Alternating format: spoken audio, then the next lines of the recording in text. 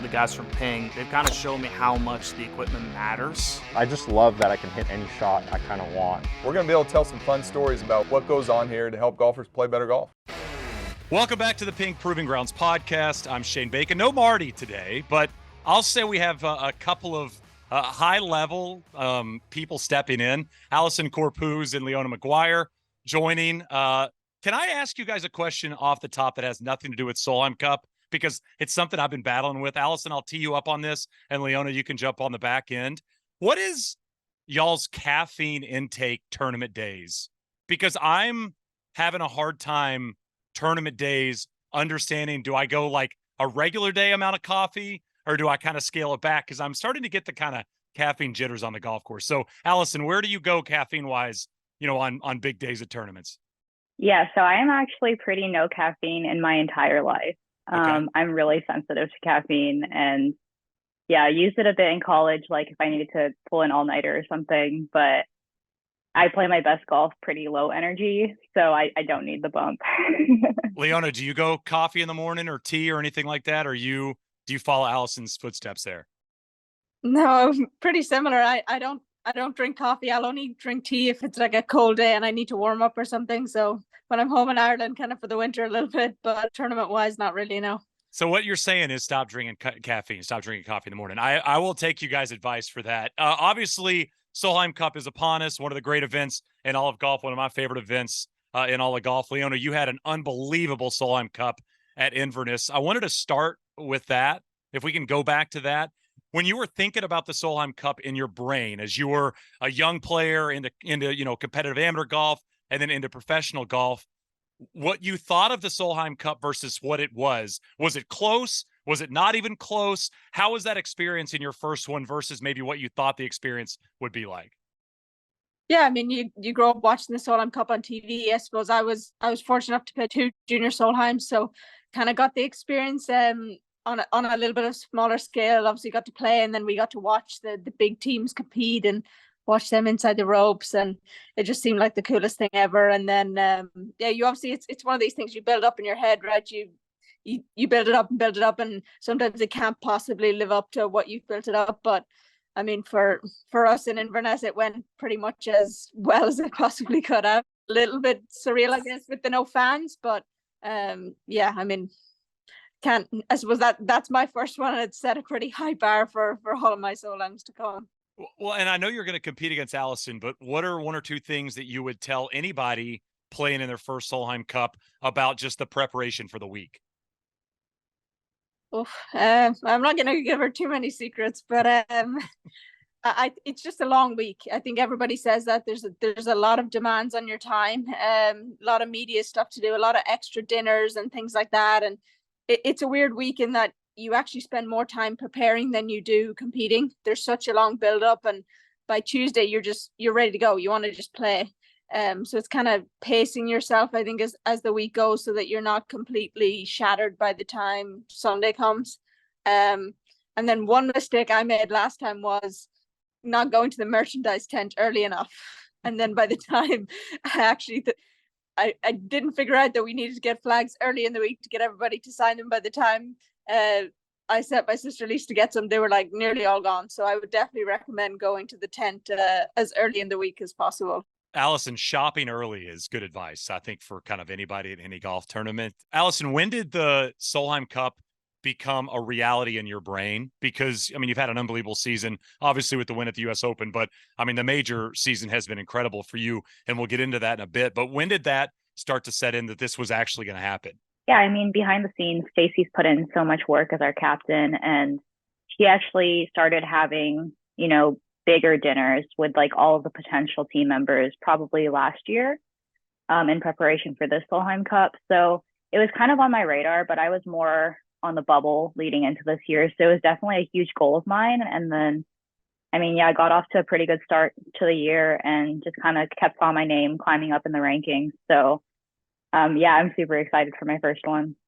Well, it's so interesting in golf with these cups. I mean, obviously Solheim Cup, I mean, Walker Cup, Curtis Cup, obviously, into the President's Cup, everything like that. They all are typically at the end of seasons, right? And in golf, a lot of the bigger events are earlier in the season. I mean, you think about Chevron, or summer is obviously extremely impactful, both on the men's and women's side. What's cool about the cups is it gives you something to quote unquote play for towards the end of the season. So as you're seeing your name, Allisen, kind of pop up in text, and obviously going to these dinners, and then your name's moving up those rankings as you're playing this season, and the game is as dialed as it is that motivation to kind of push through the end of the summer, even though you've had already a great season and one you're going to remember for a long time? Yeah, definitely. I mean, I like to look at it not so much as pressure, but more just an added bonus if I do make it.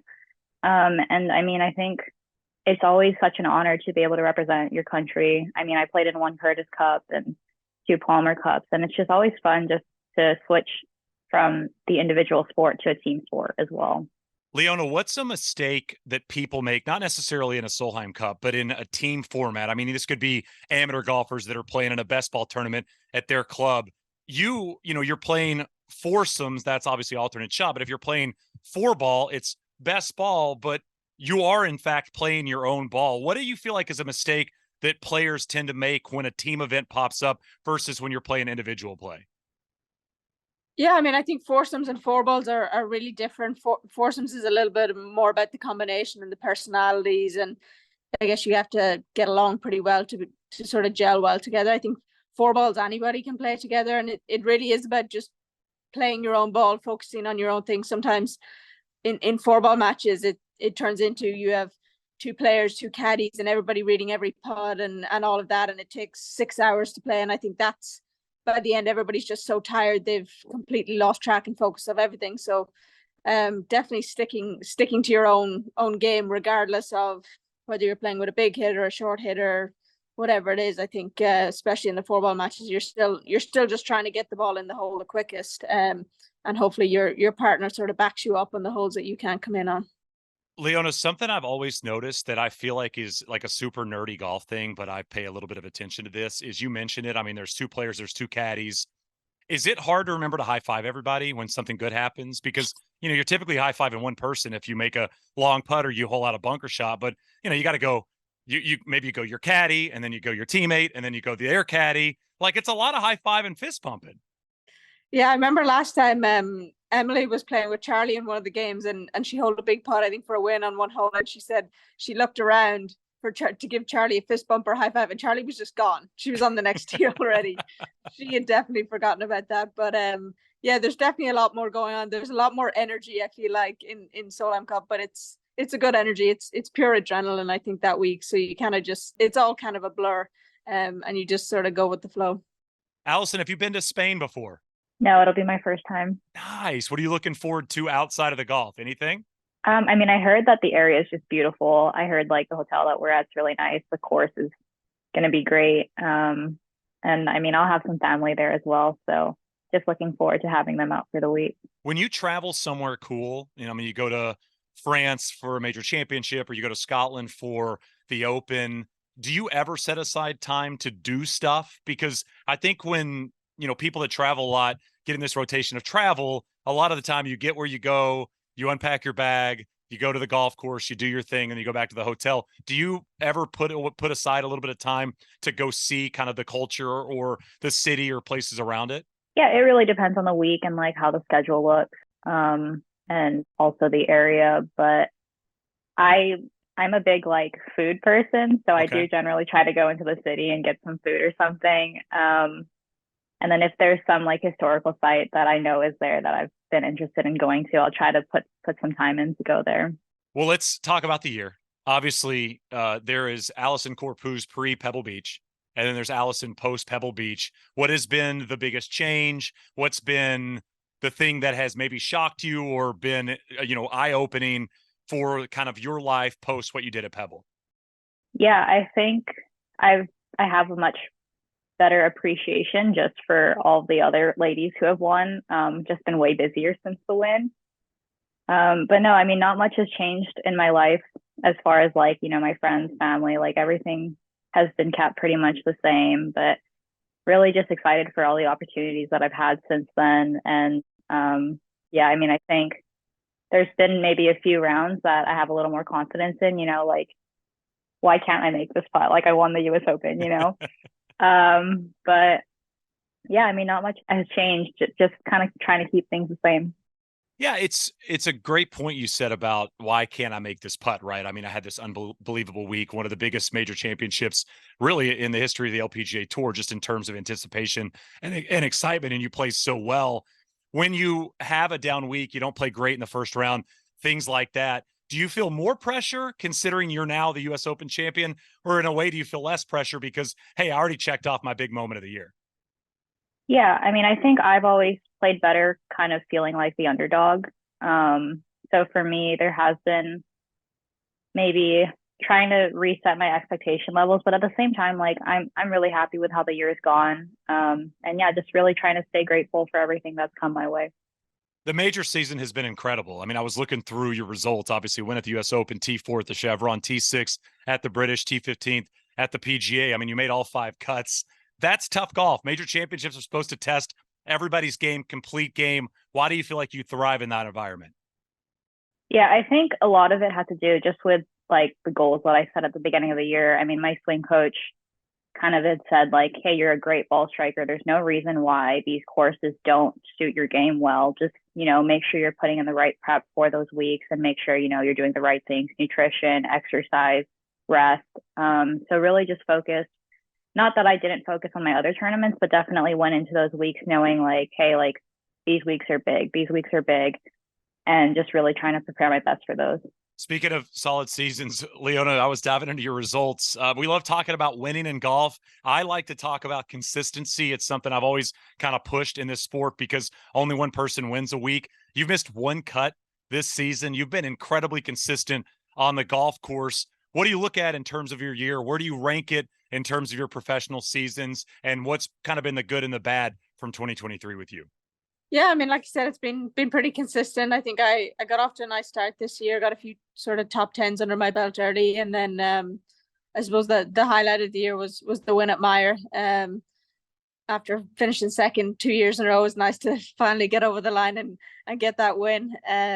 So that was definitely the highlight. Obviously, took that into the week at Balstrall after leading through 3 rounds. Would have been nice to get the win there, but felt like I played some really good golf, and it was a huge learning sort of experience for me. So yeah, I feel like my game's been really close all year. Like every piece is there, just not quite there every week. So on those weeks like Maguire, when it all clicks together, it's great. And then the other weeks, it's still a really consistent performance. And I feel like the standard of the LPGA is just getting better and better every year. You have to do so many things right every week to finish in the top 10, let alone win. And you also need a few people around you to help you out as well. You can still play unbelievable golf and still not win. So ultimately, I'm just trying to improve every year, get a bit more comfortable, figure out which venues suit me best. And yeah, no, it's been a solid year, and hopefully we can finish off as strong as possible. When you guys, I want to ask both you guys this question because I'm interested in the way you go about your business on a Sunday when you're not in contention.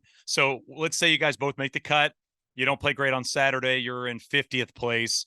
What is the motivation and what is the conversation with yourself and with your caddy about that final round? When you're not going to win, you're probably not going to finish in the top 20, but you still got to go out there and go about your business. Leona, I'll start with you. Yeah, I mean, for me, it's just trying to move up any spots I can. I think there's always still something to be played for. I think even if it's not that tournament, it could help you in the next tournament or 5 tournaments after that. So it's more a mentality thing, I think, about never giving up and just always trying to squeeze every last drop out of every event. And for me, like at Chevron this year, I was, I think, 4 outside the cut when I made the turn on Friday and ended up making the cut. And it wasn't so much important, I think, for that event as it was for events down the line in the season. It's when you have to play golf and sort of make a cut or birdie a hole when you need to. It doesn't really matter what the situation is. I think that stands to you, whether it's in a major, whether it's on a Friday, whether it's on a Thursday morning, whether it's on a Sunday. It's still the same skills and mentality that you need. Allisen, what is your thought process or going through your brain and the conversation with your caddy when you just don't quite have it on the weekend, but obviously you made it to the weekend? Yeah, I mean, definitely really similar to Leona, just trying to get as many birdies as you can on the board. It's always nice to just, finish with a nice final round. And like she said, I mean, it's all about showing up when it matters. So if you can figure out how to show up when you don't quite have everything together, then someday in the future, there's going to be a day where everything's clicking and, the nerves are starting to get to you or something. And it's like, hey, like I've been in this position before. Like I made a few birdies coming in at this event or whatever, like made the clutch putt there. And it's really just kind of carrying that forward into the future. Leona, you mentioned no fans at the last Solheim Cup. Do you feel like this is going to almost feel like a completely different event, considering not only are there going to be fans, but European fans at that?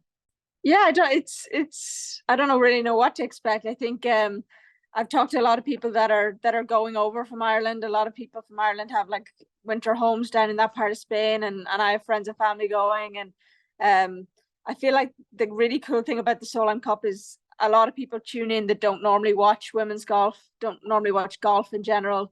Some people it's a 2-year trip that they plan around it every single time. And I can just draw on from the times that I was there as a junior, both in Rich Harris Farms and in Ireland when it was in Killeen Castle, and the singing on the first tee and how loud it is. And it'll be nice, I suppose, this time around to have cheers when you do something right rather than do something wrong, I suppose.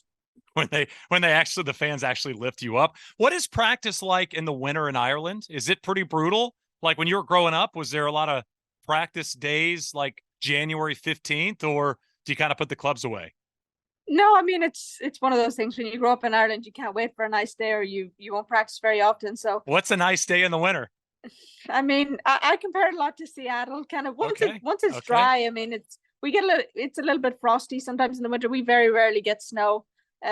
We get snow every few years. Everybody panics at a couple of inches and then it goes away and we go back to normal. But I mean, we have indoor facilities as well, so work on the TrackMan, work on putting inside as well. But you kind of get out there, you put 4 or 5 layers on, and you put your beanie on and you just get on with it and don't really complain.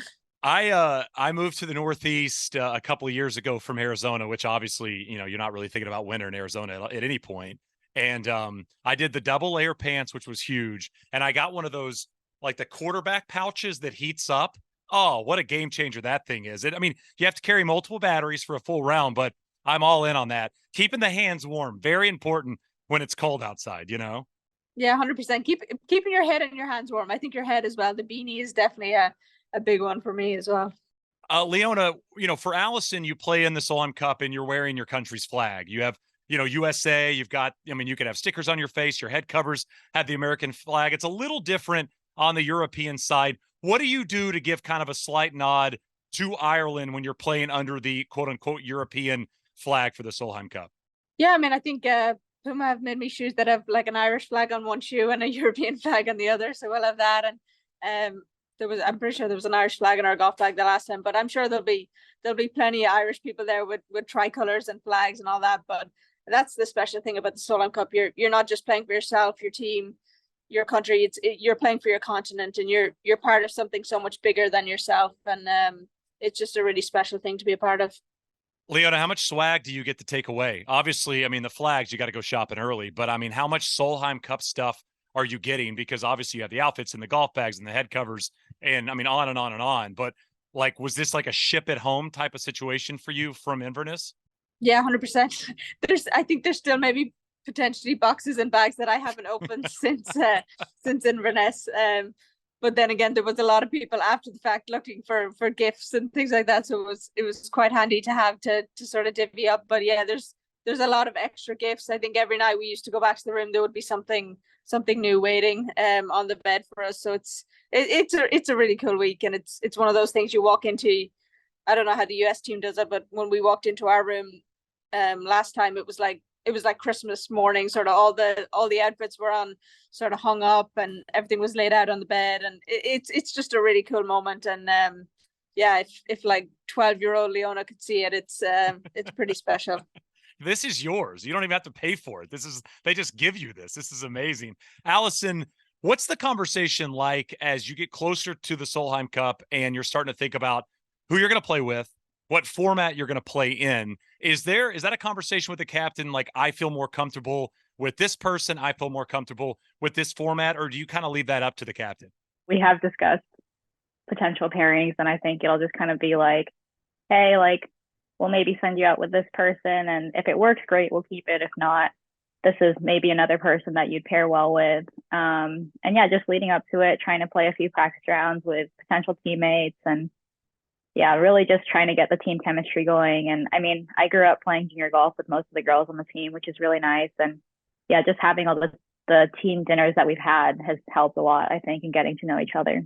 Allisen, us in the media, do we overrate this person needs to play with a great putter, or this person needs to play with somebody that hits fairways? I mean, you, like you said, you've played golf with these people most of your life. You've played team events with a lot of the people that are on this team. You understand what works and what doesn't, but this is what we talk about. I mean, we do it for the Ryder Cup. We do it for the Solheim Cup. Do we overthink that in terms of how the business goes about itself, or is that stuff massively important? Yeah, I mean, I think there's definitely some value to it. I mean, you don't want to be playing with someone, especially in foursomes, like Leona said, with a completely different game from what you have. But I think it's also just really important to have the team chemistry and, yeah, just know that you're out there with someone that you really like. Leona, do you get to tell the captain who you play with since when you go 4-0-1 as a rookie? Is that like part of the deal? You're like, hey, listen, I know how to do this. This is going to be my call.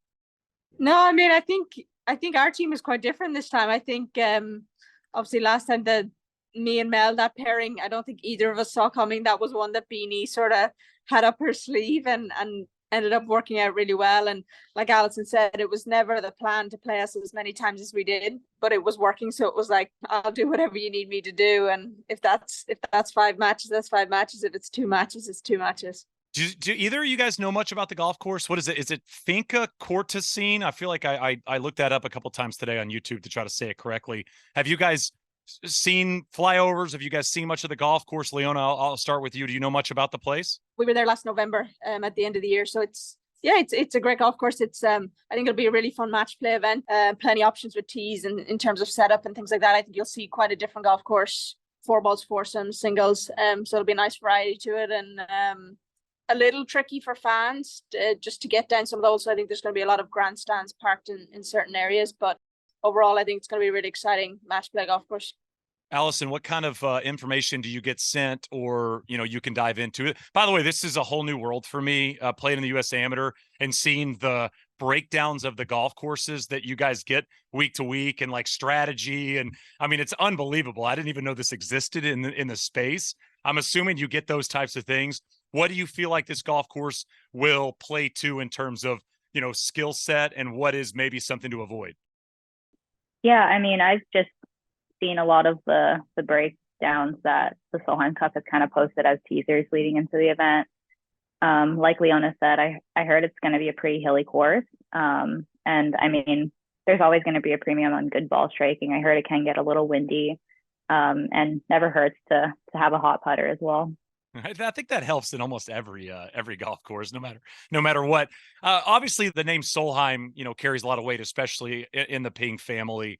How cool is it to be a part of kind of both, Allisen? I mean, you obviously have the Ping affiliation, and then now you're going to be representing the USA in the Solheim Cup. What does that mean in terms of both you professionally and you personally?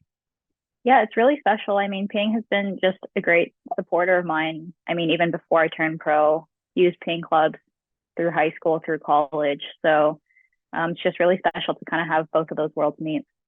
Leona, I mean, same for you, I'm assuming. A brand that obviously does an amazing job of supporting professional golfers, but it's done a really good job of supporting women's golf, for decades and decades.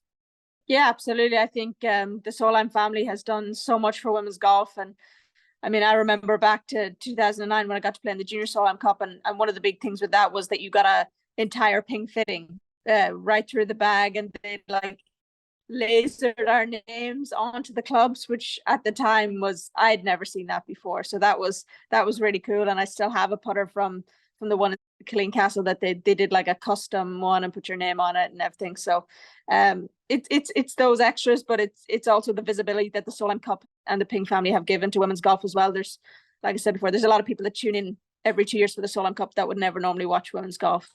And it gives sort of an extra platform and extra visibility to the women's game, and people sort of realize and appreciate the skill that's on show on a week like that. All right, Allisen, we're going to fast forward to Sunday of the Solheim Cup, singles Sunday. You get paired up, matched up with Leona. The first tee, you shake hands. Obviously, it's cordial. How much conversation's happening after that? in this match? Like, how much are you guys saying to each other throughout a match with this much on the line and this much pressure and all of those types of things? Is there much at all? Or, I mean, are you guys talky golfers? I mean, I'm generally pretty quiet on the course in general, and I think match play, it's maybe even more difficult to be talking with your competitor. But no, I mean, I enjoy watching good golf. I enjoy playing good golf. Like, I'm definitely, a big, like, nice shot person, but maybe not too much side conversation going on. Leona, have you guys played a decent amount of golf together over the years? Yeah, I'd say we've actually played quite a few practice rounds together this year. It seems like, and we've been paired together a few times. But I think, like Allisen said, I think when it comes to singles and match play, I think you're very much sort of you go from, that was the thing I noticed, was you went from having a partner every day before that to all of a sudden it's you by yourself. So I think you and your caddy almost become a little mini team in the single session. And I mean, just going off my experience, I don't think me and Jen talked all that much on Sunday last time. But hey, how you doing? All right, see you on 18. Yeah, I mean, it's just one of those days. I think you're good friends off the course, but then when just for those 4 hours, it's kind of all business.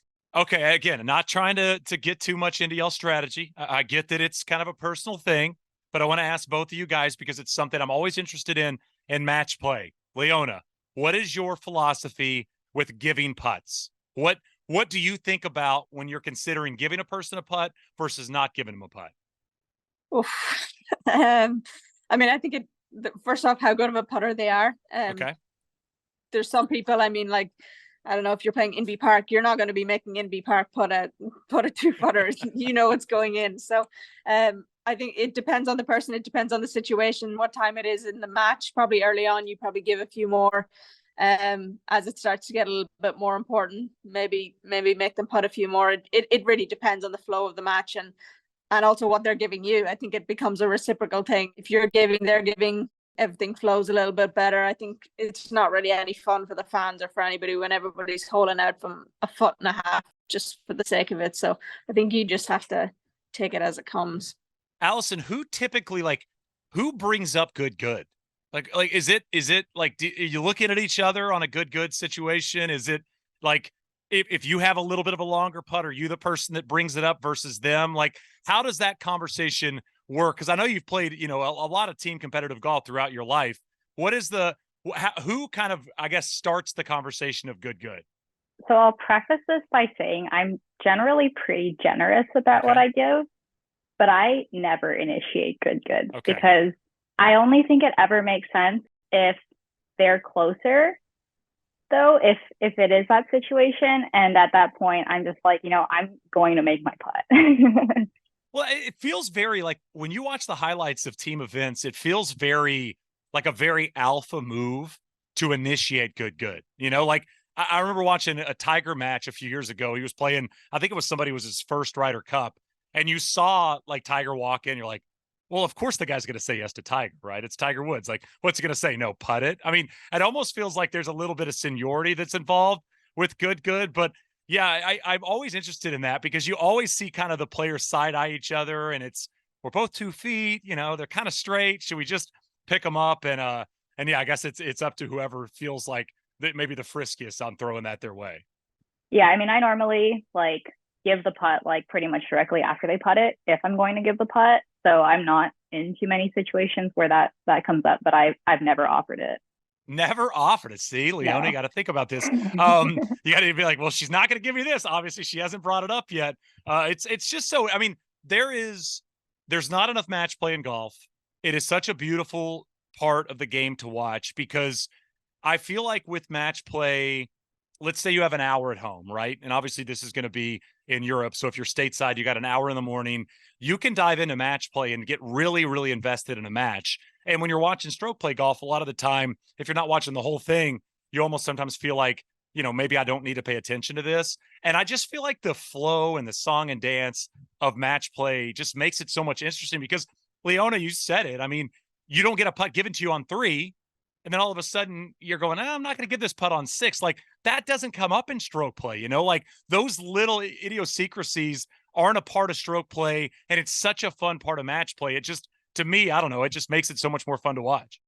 I think match play it's dynamic. It's it moves quicker. It's more exciting for the fans. I think it's more exciting to play.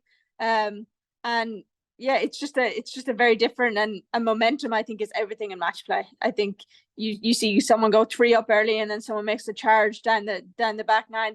There's always something to play for, and all it takes is one pod here or there or something to change the momentum of a match. And yeah, it's just more exciting, and it's fascinating to see on weeks like the Ryder Cup or Solheim Cup, where all of a sudden everybody becomes an expert, even more so than normal. Everybody, this guy should have played with them, and it'll be the same at Solheim Cup. But I don't envy the captains in that regard, because everybody will have an opinion on who should have gone out first and who should have played with who and who should have hold that pod and whatever. But that's sort of what makes it so fun.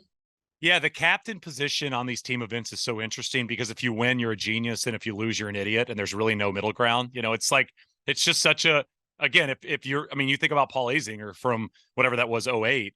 I mean, he is heralded as this genius, right? Because of the process he went about, but the players still got to go out there and make putts and play. And if they hadn't done that week, and then Al Sutton on the other end puts Tiger and Phil together, they go 0-2, and Hal's forever known as kind of a not so great captain. It's a very, very interesting position.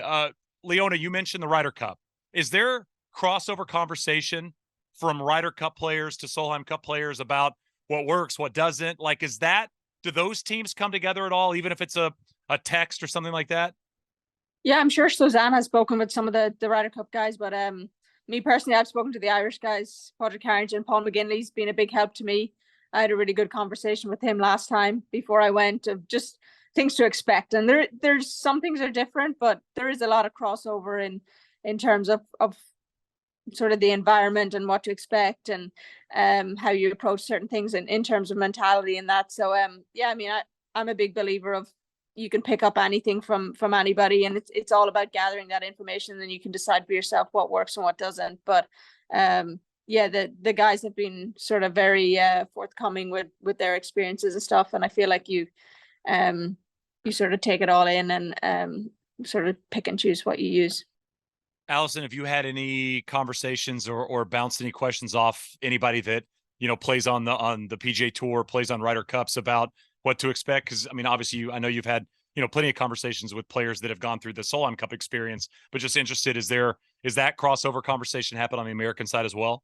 Honestly, I'm sure it has. I just don't know too many of the men too well. But yeah, mostly just been getting experiences from my other teammates.